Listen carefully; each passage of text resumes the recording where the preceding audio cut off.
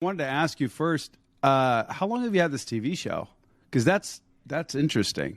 It's not an everyday thing that you talk to people that have their own TV show. Well, I started the first version of it in 2017, and then my team and I, we revamped it and revised it in 2018, and it was all on, it was on Facebook and then in 2019 now 2020. Sorry.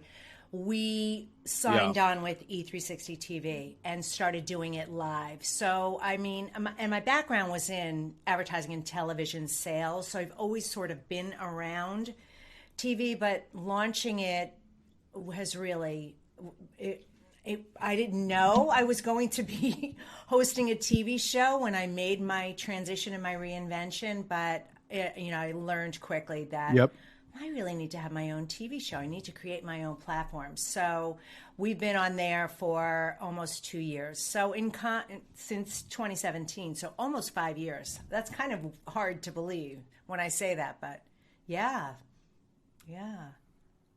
And do you still think that? Do you believe, like, even today with everything that's going on as far as like online, do you feel that that television show really propelled you, or do you feel like, given the opportunity, you could have done it in any platform? Well, I really think it's up to the individual on how, want to perceive it. What I believe and I know has happened for me is a lot of things, amazing success and opportunities, I know are 100% direct result from having that television show. Now, could I have done it on other platforms, in other ways, other social media? Probably, but I'm a long form girl, and I'm a background in over the air broadcasting, and so this was that's the playground I wanted to be in. That's where I felt like I was at home, and I'm speaking to an older audience, so they're on those platforms too. They're seeking information and content that way. So. I mean, I think there's a lot of different ways you can skin a cat, but this was the platform that worked for me. You seem genuinely and sincerely in love with what you do, and it's really hard. It's really hard to see that from people, only because a lot of times there's always like a facade, right? Especially like with the interwebs, social media, like everything is really a facade. Right. You don't really know, I can't believe what filters do nowadays. Like it blows my mind. So like from a perception standpoint, like it's hard to come by, and it's definitely rare. And so when I look through your stuff and I didn't even have to talk to you. I can genuinely assume, based on my intuition, that you really do love what you do, and it's your purpose, and it's the thing that you were put on this earth to do, which is such a blessing, to be able to figure that out and then do it well and then succeed in it, and then be able to spread that joy and, those lessons amongst, communities and, whatever, amongst people. So how long did it take you to determine, like, were you always self-aware? Oh, gosh, no. Like, did you just already know? Like, No. Let's talk about that, because it's one of the things that I believe is truly underrated, is understanding what self-awareness is, and then how to be able to identify maybe traits, habits, attributes, personality, whatever the case may be, whatever the formula is, to be able to dive deep into, hey, is there a formula to be able to figure out, like, what am I good at? Like, what is what am I supposed to do? Because I don't think everybody should be. I think if you're miserable at what you're doing, and that could be miserable making millions of dollars a year for yourself or somebody else, or that could be miserable, being broke. Like, I don't think it has any like monetary means attached to it. I just want to know, like, how do you find purpose? How do you find what you're supposed to do in life? And is there a step-by-step kind of tutorial that you wouldn't mind sharing? Because this would be wonderful. I'm so happy you asked, and yes. So, no, I was not always self-aware. Excuse me if I have to clear my throat a little bit. It's residual. So yes, there is a formula. No, I wasn't always self-aware. What I had to discover, Mo, was the journey to awakening, for lack of a better word. And when I had the realization that everything that has happened to me in my entire life and the conditions of my entire life is a direct result of myself and the way I'm thinking, the way I'm feeling, the way I'm speaking, and the way I'm living it. And so that was an illuminating moment, as you can imagine. But once I took ownership of it, like, wait a minute, I did this. I'm the one responsible for the condition of my life. And I don't want this anymore. I want to live an extraordinary life, and I'm going to do everything that I can to do that.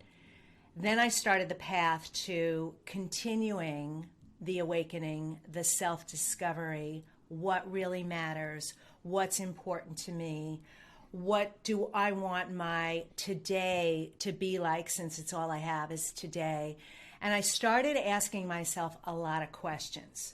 So when you say, is there a process, is there a formula for it? There indeed is. And it's through the process of asking yourself the right questions, and there are a lot of those questions, and defining what truly brings meaning to your life, because it's my belief that your purpose comes from identifying what brings meaning to your life. If you can figure out what that is, that will drive you and lead you to what your purpose is. So my purpose and my awakening that happened to me about 10 years ago was, I mean, if you saw my life 10 years ago, you wouldn't believe who I was back then and who I am today. It's been an evolution and a journey to find it, but I've been seeking. I've been a seeker of information. I've been a seeker of clarity. And what I've learned along the way has ebbed and flowed and, weaved in and out. And it's like, Michelangelo sculpting David. He didn't just like chink on the marble and then there he was. He knew something was under there. Absolutely. But he had to sculpt it to find, to have it become, right? That's sort of how I feel this journey has been for me and continues to be for me, by the way. I'm constantly evolving and changing, as we all are. So it's asking yourself the right questions. And I take my clients, whether it's privately or in group settings, I've done online programs, I've done challenges to get them to that clarity. You are a multifaceted diamond, and you should be illuminating all, all of that brilliance in everything that you do. Right. But we have to figure out what that is. And so what is that list of things that light you up, brings you joy, you love doing? When you're doing them, time loses all meaning. What are the things that people come to you for and ask you time and time again for help and support with? And what are you really good at? What are you good at? What do you love to do? And what could you do all day, every day, that even if you didn't get paid for it, you do it? We have to figure that out. It's so much fun having people have their awakening moments in what I do, which is why I love doing what I do. I mean, I just hung up with a client and she was so lit up, so on fire, couldn't wait to get off the call so she could go get into action. Like, that is the best feeling in the world. So you got to find that thing or those things that lights you up that way. And nothing lights me up more than seeing somebody in inspired action. I love it. I love it. So. What a beautiful, beautiful way of putting it. You mentioned something that really stuck out to me. You said one of the factors was, what is the one thing, or what are the things that the people closest to you or people that are around you constantly go to you for? Like, what is that thing that you're good at? That is you're almost, I feel like, because I went through this myself, and it's like you're almost oblivious to it unless you're truly aware of what's happening at that current time. But it's really difficult to be able to, almost step outside of yourself and look inwardly and try to see yourself like outside of yourself. I know that sounds really confusing, but like to be able to step back and say, I wonder, like, what are the things that I enjoy? What are the things that I am good at? I also think a big part of that is it's difficult to be able to determine those things, at least in my experience, until you've actually built up some experience, some life experience, like I can't imagine. I mean, I'm sure there's always the that one variable, right? That can always determine something at an early age. And there are those like geniuses and, empaths and very intuitive young adults that are able to have the blessing of being able to identify things at an early age. But I think for the most of us, like, I can't imagine being 20 years old and like knowing my purpose. I can't imagine that, because looking back, 20 years ago, I'm like, man, I was just an idiot. Like, I didn't even know what I was doing, let alone having any kind of intuition towards myself and any kind of awareness. So like, that's a big thing. And I think a lot of it has to do with, hey, we gotta go through life. We gotta put a little skin in the game. What are your thoughts on that? Do you agree with that? Is there like a different strategy that maybe can avoid a lot of that pain? Here's what. Or do you just have to go through pain? I think it's my belief that, of course, most people don't have their life figured out in their 20s. I'm the mother of twins. I have a son and a daughter, and they're both 24 years old. And they're... Wow, we shared that. Oh, really? Yeah. I have twins. They're not 24, but I have twins, yeah. And they're still figuring it out. And they're both at different, they're launched. Yeah. I'm so blessed, truly blessed. But they're still figuring it out. And of course they should be. And my son's, graduated, went to work for a large corporation, knew within the first few months that was not the path he was meant to take. He's far too creative. And he said, Mom, I walk in there and I get off the elevator, and I feel like I stepped through the door and I feel like I want to die. And I said, then get out of there. That is not your place. Go figure it out. And so here's what I believe about gifts, that your gifts are the things that people come to you for. They come to you easily. Mm-hmm. They're not a struggle. They're not hard. You might be a really good organizer, you might be really handy, or you might be a brilliant writer, or many of the other things. Your gifts come to you easily. Your wisdom takes time. Figuring that out, discovering what's important to you, what you value, how you want to use your life, what brings you joy, what brings you fulfillment, that takes time. Because we live in this world where we are getting, 60 to 70,000 impressions on us every single day that there's something wrong with you, and you need this thing in order to be whole or better or whatever, improved. And the world around us is trying to make us feel like we're less than. So it's imperative, and this is what worked for me, it's imperative that you go within through meditation, through journaling, through, walks in nature, through being around people and surrounding yourself with people who are interested in going down this journey and this path with you, that could illuminate things for you or help you ask questions. There's a lot of different ways, Mo, to do it, but to be inquisitive. That's why I'm so focused in my work. I don't know what you've checked out on me about language.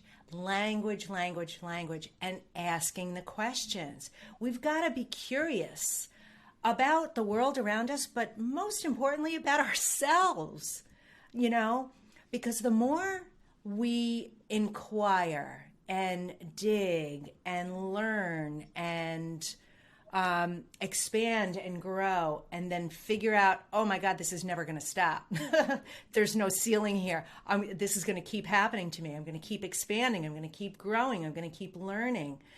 The more understanding and wisdom we have around that, the more confidence, kindness, and forgiveness we show ourselves in our lives. Like, hey, I'm a work of art, but I'm a work in progress at the same time. And so is everybody else. And the more kindness and compassion we can show to ourselves in that way, that's how much we give to the rest of the world. Because that grows the unconditional self-love muscle.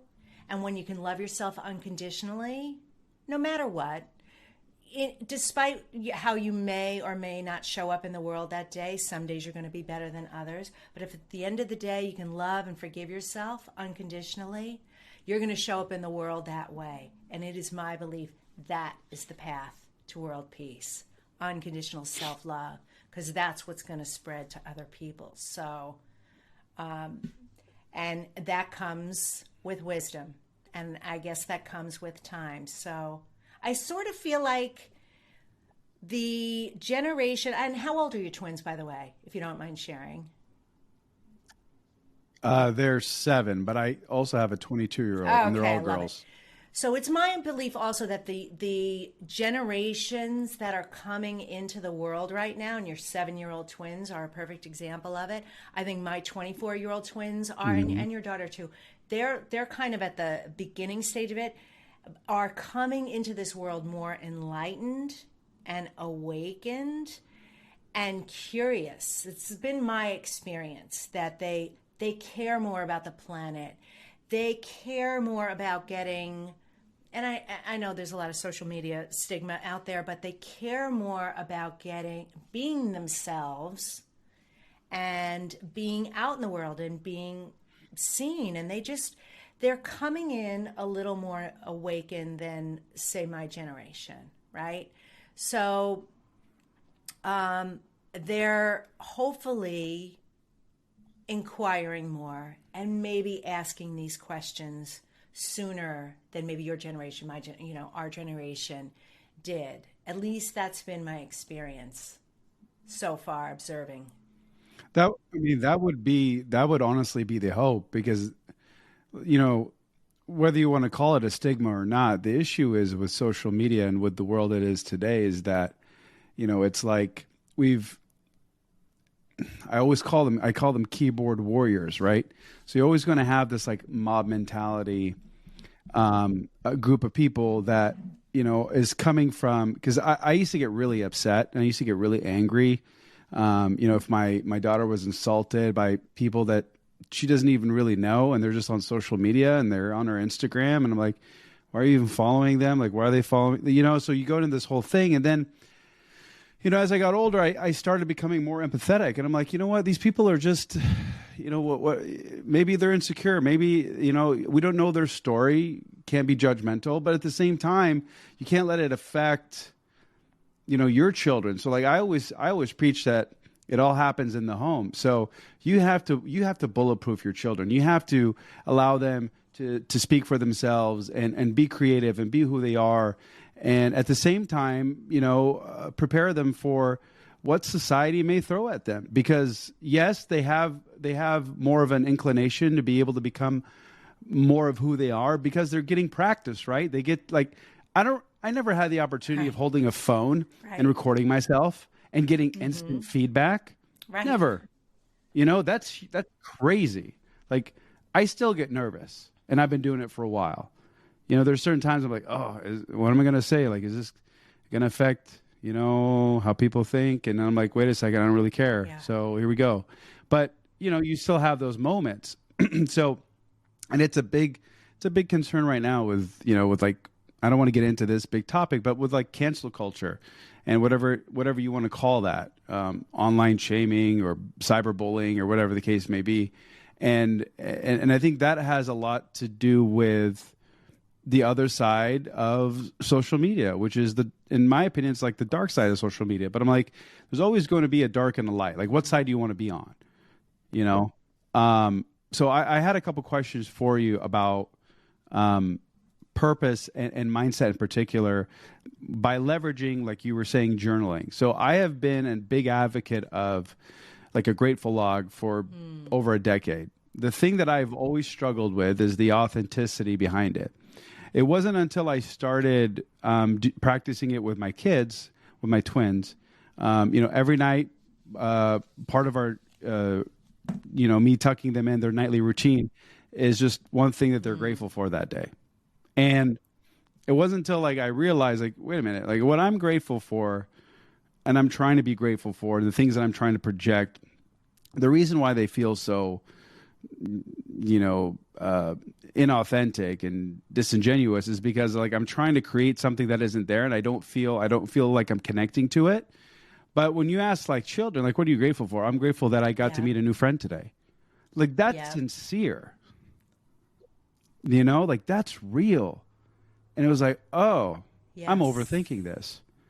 But at the same time, Diane, like how can I use that to progress forward? How can I use journaling? How can people use journaling to, let's say they're just in the worst circumstance and they can't really find anything. Like, yeah, I'm grateful that I'm alive. Sure. I'm grateful that I have running water. Okay. I'm grateful that there's a roof over my head. Fine. But past that, I'm miserable, right. Hypothetically speaking. So how do you get out of that frame of mind and then also believe it? It took me a while because my days were dark and I had a moment that almost took me out in my life. So I definitely, Wow. Oh, yeah. I mean, my journey, Mo, was from suicide attempt to where I am now. So this is really good for your audience to hear this. What was the timeline? Like suicide attempt to June 2011. So 10 years ago. Mm-hmm. Wow. That's when I say, if you would have seen my life a decade ago versus my life now, this is what I want to convey to the audience. As dark as your days may seem, I love the law of polarity. As bad as it is on one end of the spectrum, I promise you on the other side is so freaking extraordinary. Everything that's happening in your life to you is happening for you. It doesn't seem like a gift. Being broke, losing your job, getting divorced, having cancer, a myriad of things that could be happening. You have to find the gift in it. You have to. It is your responsibility to do that because it is there showing up to teach you something. Yo, look over here. You're not paying attention to this. Something's going on. I'm screaming in your ear to turn right and you're going left. Like there's something that's there. There's something in there for you. So, number one, you got to be grateful for the breath that's in your lungs and that you have today. 153,000 people didn't wake up. We did. How lucky are you to be alive that you have today to make a change in your life? It's not down there. It's in the micro decisions, moment by moment decisions that you make. So how do you do, and I'll get to the journaling in a second. I just want to wake people up who are suffering because I know how much suffering is going on out there. I know firsthand because it is a passion of mine and a commitment of mine that you have to be able to say, I know. I don't know when, I don't know where, and I don't know how, but I do know at some point I will understand why this is happening in my life right now. I will understand why I'm in all this pain. I will understand what it is. And it's my promise and commitment to myself to do my best, to make the changes I need to make, to create the life, not only that I want, that is freaking waiting for me.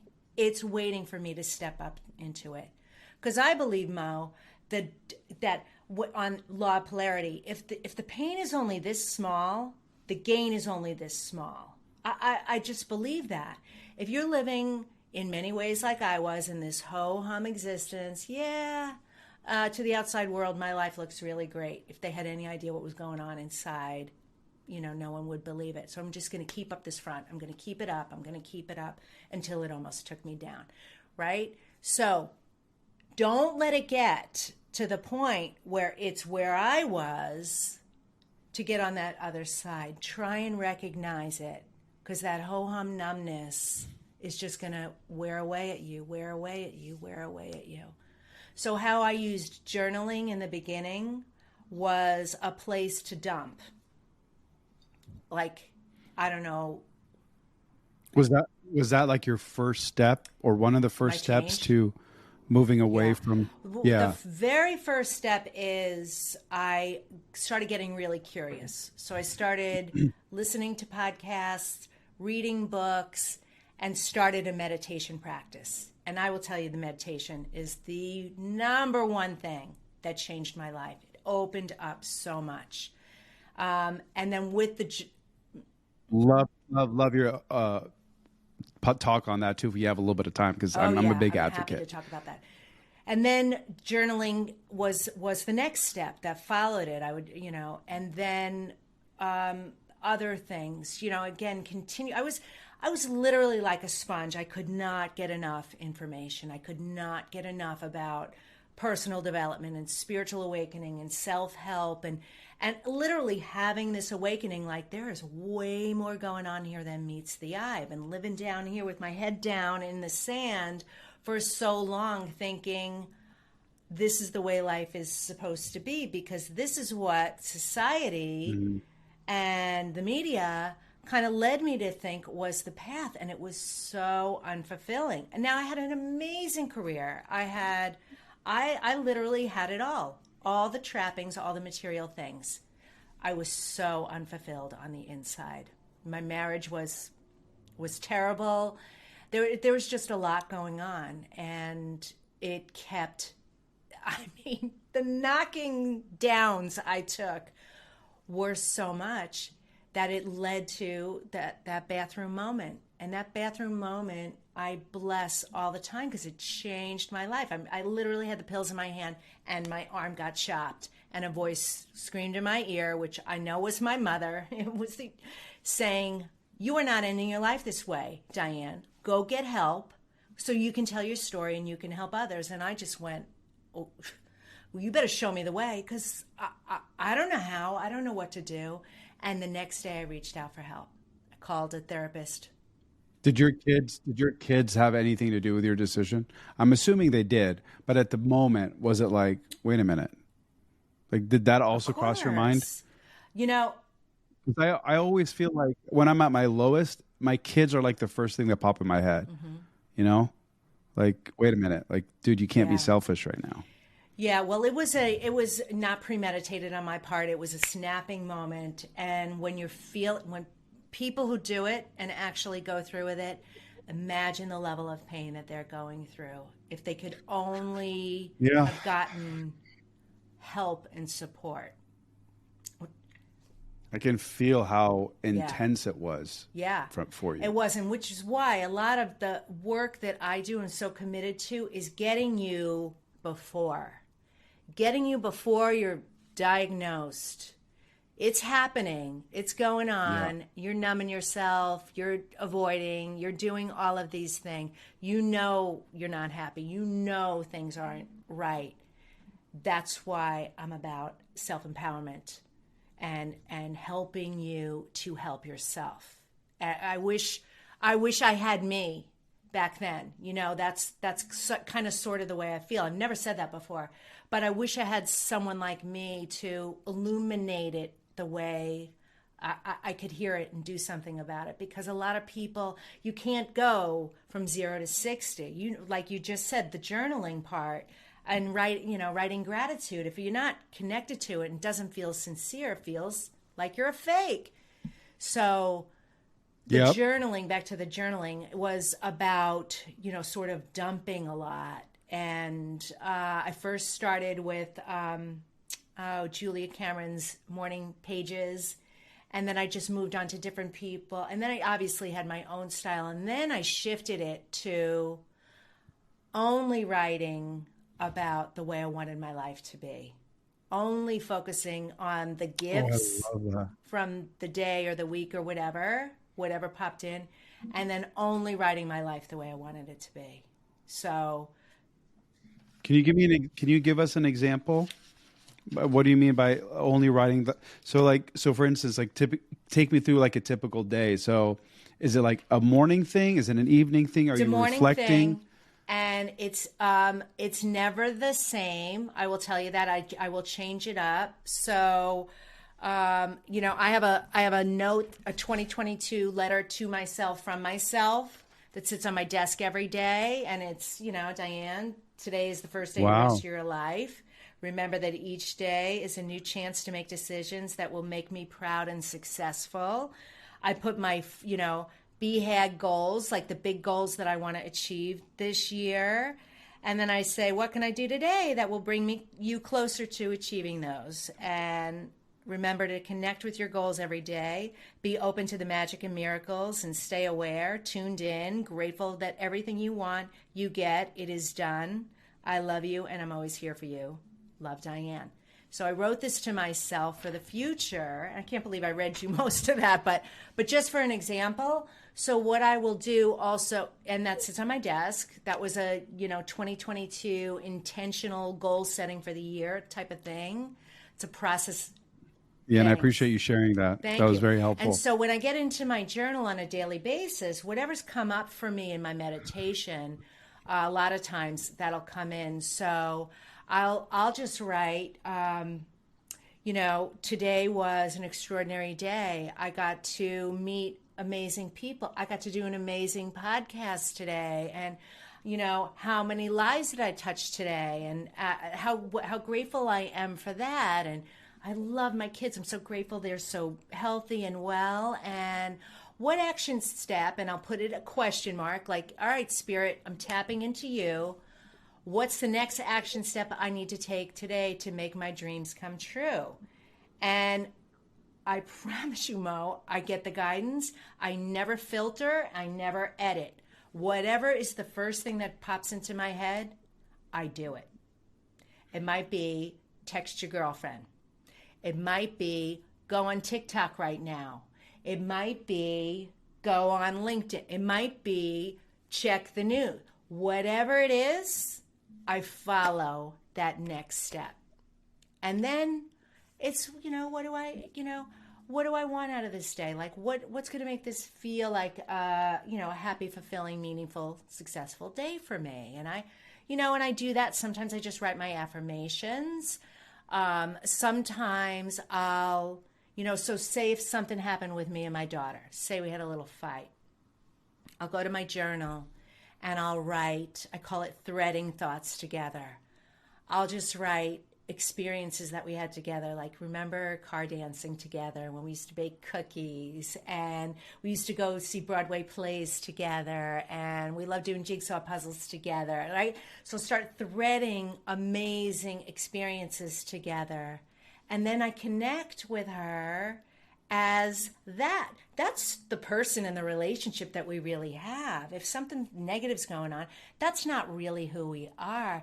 So anything and everything that will raise my vibration and frequency. And it's different every day. It really is. So that's kind of how I... And is your meditation practice part of raising your vibration, or is that more of like a reflection, calming It's thing? Totally to become disconnected to this physical being. So it's not with the intent to get answers. Although I get them, I don't go into it with that. And are you a meditator? And do you know that feeling of disconnect? I do. Okay. Yeah. There's no better feeling in the world. No, I've only had 3 profound experiences, but they're all Yeah. insane. And they led to a major Yeah. shift in my life. So if that's what's waiting for you in meditation, wouldn't you want to do it more and more? Right? So this is Dr. Joe yeah. Dispenza. I'll quote him. Yep. Yeah. One of my favorites. So just the hardest part is sitting there and doing it. And so if you can do it, and I will either do it in silence. I have my own, I have a rainbow breath meditation and a rainbow ribbon of healing thing that I do. I connect to all my energy centers, my chakras, heal my body, heal the energy around me, send love and light out to everyone and everything. You know, I've got my, blessings, all those things that I do, and I connect to the light and I connect to the earth. So stay connected to all the information of infinite intelligence at the same time keeping your feet on the ground, Diane. So that's sort of it. And then through the breath, whether I'm listening to something or not, I don't get up until I have that feeling of the disconnection. And it might be 5 minutes. It might be, if it's feeling really good, if I have time, I'll just stay with it. 30 minutes, whatever. Because it's the best feeling. And it's the portal. It's truly that 8th chakra, that energy center right above here, the soul star, is your portal to all the information. It's all available. So tapping into that that's how I do it. That's what works for me. So, but it was an evolution, believe me. It took a long time to get there. Yeah. Yeah, no, absolutely. I think like everything else in life, Yeah. it takes practice. And it's like I first started with guided meditations, and then I eventually worked up to just listening to like frequencies and binaural beats, which I still use because I like them. But like lately throughout my meditations, they change and they vary in time. But lately the shorter ones, it's like I get out of it and like my brain is reset. Apart from the actual like, oh, I feel good, I feel balanced, what have you. I feel like my brain literally just got like a neural charge. Like I'm ready to go. Like I feel refreshed right now, which I never felt before, which is strange. Like this has just started happening like within the last 6 months. And I thought that was interesting. So it's so fascinating that we have all of these tools, let's call them, literally within us. Like we don't need any of this stuff. We don't need to write anything down hypothetic. We don't need to buy stuff. We don't need, these fancy pieces of technology. Like we're here. Like we need to learn how to be present with ourselves. So I wanted to ask you, because this was a really interesting topic. You're a big Joe Dispenza fan. So at least from his teachings, he talks about the quantum realm. The quantum field. Is that correct? And so quantum field, and that's basically the out of body experience, right? So being able to separate your mind from your body, because everybody thinks that the body is the mind, but really it's the mind that is the body, right? Is that correct? Am I on the right path? So, God, it's confusing sometimes. So, I guess for everybody listening right now that doesn't see the smiles on our faces, what would be like a good intro for people just to start? Like, what's a really good first step to meditation? Is there something that you offer that people can start with, or something that you would recommend? So here's what I would do. What I do I call mantra meditations. They're short. I make private, customized ones for my private clients, but I have some generic ones out there on my YouTube channel at I Have Today with Diane Forster, and then also on Insight Timer. So you could check them out. And they're designed to help you change your vibration and frequency quick. So if you're stressed about money, listen to the money mantra. You'll feel better about money in under 5 minutes. If you're dealing with confidence issues or happiness, check them out because they're brief. That would be a great way to start even just connecting to yourself. That's why I created them. Mo, I had this client who was suffering. She had so much going on in her life. And this was back in 2017. And she was the primary breadwinner of the house. She was working hard. She was in a difficult marriage. She had Lyme disease. And then she fell and broke her arm in 2 different places. She was going to be out of work for 6 months. Like, oh my God, was the universe like really trying to knock her down to change her life? And she was so upset and devastated, and I could not get through to her. It was like I was speaking Greek and she was hearing Chinese. Like, we were not on the same vibration. So I'm out for my walk in the morning, and I said, all right, Spirit, give it to me. How can I help her? And they gave me the download to create this thing for her. Well, a week later, she went to the doctor. Her bone was healing so beautifully. He said, I don't know what you're doing, but keep doing it, because she required no surgeries and she was back at work in a month. And I was like, I might be onto something here. So the point is, the why I do them is because we don't even hear ourselves. We don't even know all the noise that's going on. We don't hear like the just the chatter that comes out of our mouth all the time, that we just say these things so flippantly, unconsciously, right? We have to create awareness in the conscious of what's going on in the subconscious. So that's why I recommend that.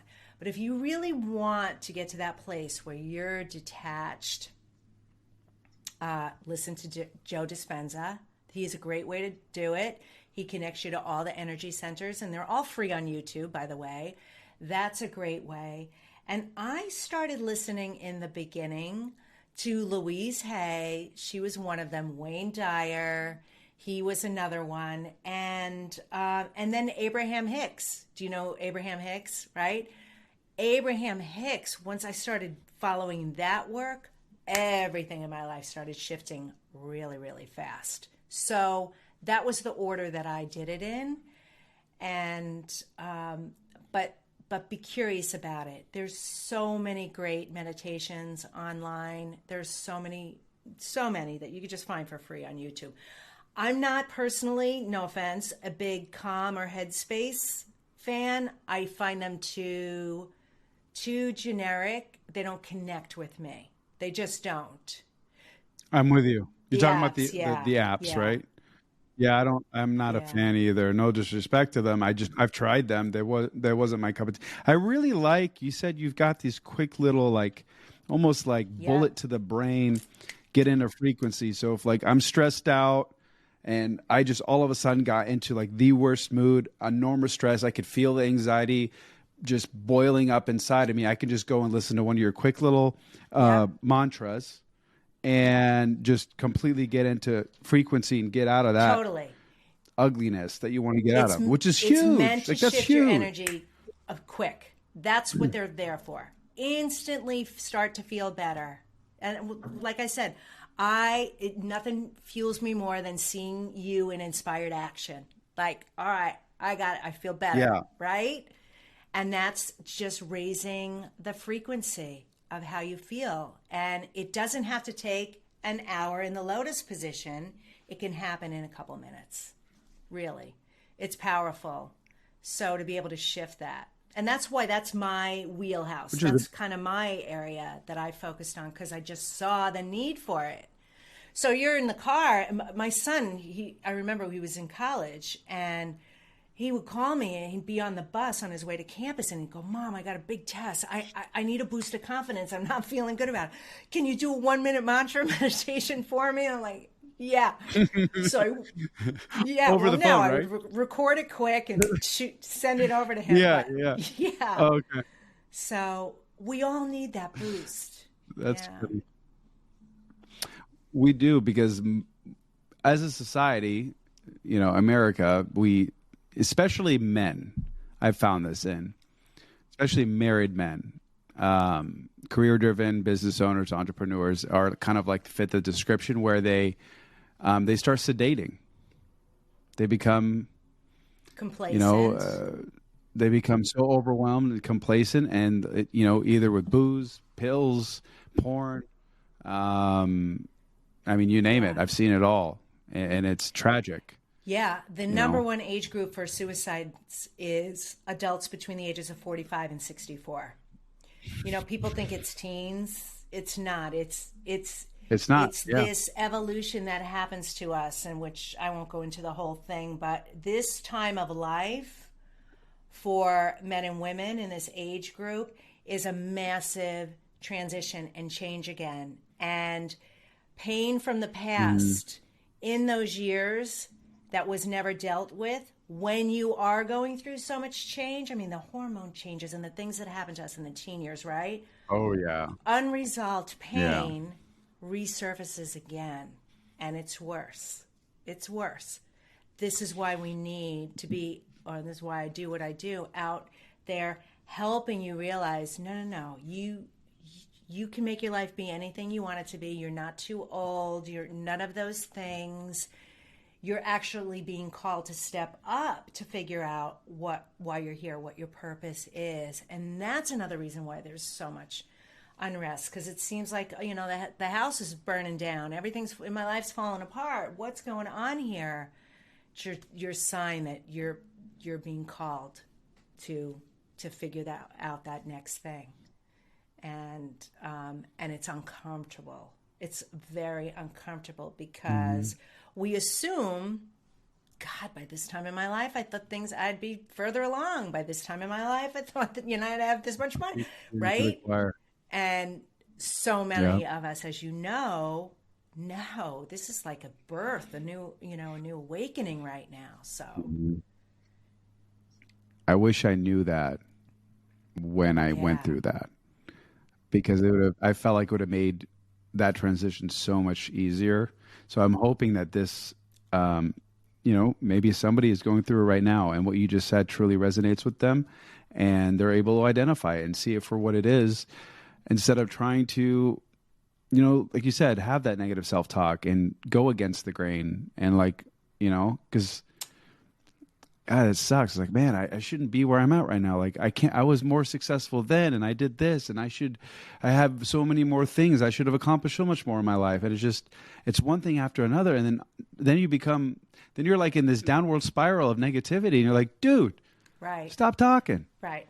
Like, so again, snap out of it. Go back and figure out the facets of the diamond you are. Go there. Do that exercise. That's your unique ability. And seek counsel. We are here doing this work. You're doing it. I'm doing it. There's so many resources there. Don't hide like I did. Don't pretend it's all good. You're not alone. And when you speak up and reach out, you'll see that. You'll also feel so supported, knowing that you're not alone. Yeah. And there's so many wonderful stories of transformation, of people just like you who are out there listening to this, who are feeling stuck, feeling like a loser or worthless or, ashamed or whatever it is, guilty. There's nothing wrong with you. Again, wisdom is the thing that takes time, and the lessons show up in the most unexpected way, good and bad. So it's just part of the journey, and they're all growth opportunities. There are no mistakes. Everything is a lesson along the way and an opportunity to learn, grow, and expand. That's my belief. So that's what I want to leave the audience with. Nothing wrong with you. That's so great. I so appreciate your time. Where can people find you?